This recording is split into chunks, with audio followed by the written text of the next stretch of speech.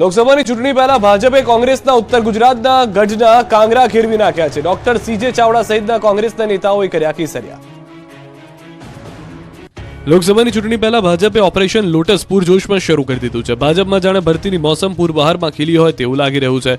ત્યારે સોમવારે મહેસાણાના વિજાપુરના પૂર્વ ધારાસભ્ય અને કોંગ્રેસના દિગ્ગજ નેતા ડોક્ટર સીજે ચાવડાએ કેસરિયા કર્યા.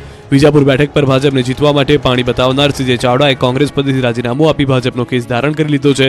વિજાપુર ખાતે કર્ણાવતી પાર્ટી પ્લોટમાં વિશાળ જનસભાનું આયોજન કરવામાં આવ્યું, જ્યાં ભાજપના પ્રદેશ પ્રમુખ સી.આર. પાટીલે ડોક્ટર સીજે ચાવડાને ભાજપનો કેસ અને ટોપી પહેરાવી.